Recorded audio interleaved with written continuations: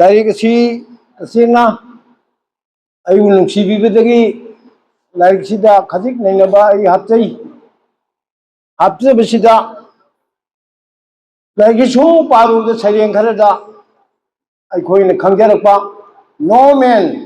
can be a great poet without being at the same time a profound philosopher निंजिंगै सरें खरदा मधु पावरग मधु ए फिलोसोफर बोलबगी मचा खर जाउरीने कवि असिदा है तसेंगा Indian tradition of literary criticism दा हारिसी करी दोषहानम गुण पदाना अलंकार जुगा रसबिजुगा दुष चेंदबा अदुगुंबा गुण जाउबा अलंकार जाउबा रस जाउबा अदु अफब साहित्यनी हाइसी तसेंगा मसागी मसिदा इना याम सांग हाजरोगे मसाई पौमीसे पौमीसी कविसिन चेलिसी पौमी नंगना अदुगुंबा अहेंबदो सोयदत हलु अवाटपदो मेखत हलु हाबगी पौजेल पीन याम नुवाइखरे तसेंगा तायुंपानसी फत्तबा कया थोई फत्तबदो गाथु अवाटप कया लई मदु मेनसिलु हाबगी पौजेल मोमैन पौमीसिंसिदा मसे पौमीसिना असागी पाम्बई ओरगा तायुंपानसी सेंदोकनबगी फननबगी नुवाइनबगी मदुनि चेलिबा पौजेनसे मेसेजसे जब समना हारबदा मियोबसिंसे इंसान होइना ह्यूमन बीइंग हाइसी ह्यूमैनिटी जु वांगना चलु हाजिदनी महिदा अइना यामना हाइनिंगबा मसी अमुका हनाई ता हानसु हाजखरे literature is one of the instruments, one of the most powerful instruments for forming character, for giving us men and women armed with reason, braced by knowledge, clothed with steadfastness and courage, and inspired by the correct spirit and correct virtue, of which it has been said that it is the brightest ornament of man hasi. असीगी मचा खरदी सिजावरे याम नुवाजै तसेंगा सिगा खितंग मतंग हाइदोकना याम लाइबक फबालबु कोई काय खुने जरिबा ओजा सुब्राम हला कानी दे लेंबिरपा अलेदी गिरी दे लेंबिरपा अलेदी दास लेंसिन बिरिबा काय खुने जरिबी तेमा ओजा सिंह आइबु खुत्ता पाइना ताकबिरपा ओजा मनी अलेदी तादा ख्वाई मैम पुनमक ने खुरमजरी तसें ngasi ओंथोकना नुवाइबन नुबिनमनी मणिपुरी साहित्य की जगत्ता अदुम मचन नम हेंगतना यामना खुमांग चाउसिनबगी दमक्ता अखोगी आई बिबो हन्ना थागचरी अनिसुबदा अखोई काय खुनजरीबा ओजा हाइलाकानी दे लेंबिरपा ओजा मपान nga उनरगा कुइना उन होद्री असिदा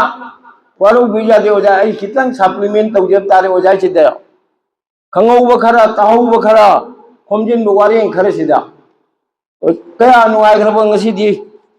तसेंना पेश यांखै मंगादा लखीपुर दसु अनौबा इबा कया इनरखी मखोइदुदी साजबम सादत अली की मपी लारिक धरा पाठ खुई लारिक खुदी लारिक की परेंग अमतंग पनबतारबदि इमा इपादि मिटना उबा लाइनी हाइबा परेंग ओजा खांगेनबम बगेंद्र की भूगोल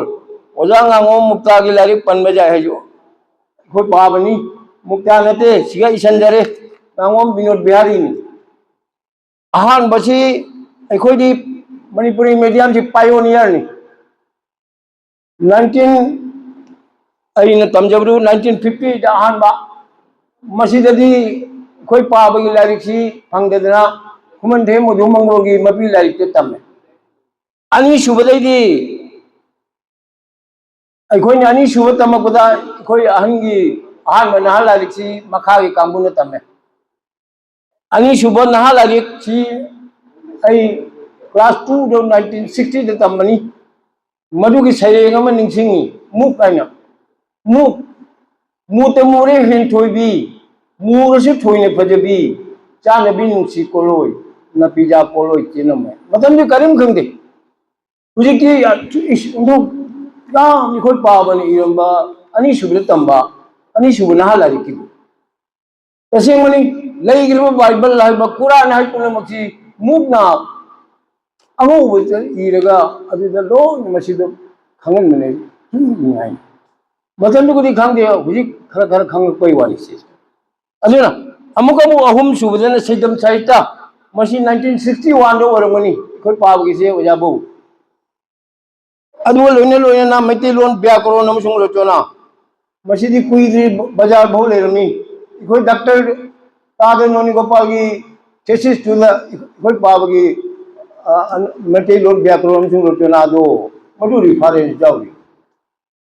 तसेंगा लाइरिक मरी नि इखोई पाबन पुथोमसे अदिया हुजिकी साजुबंगी इनाउदु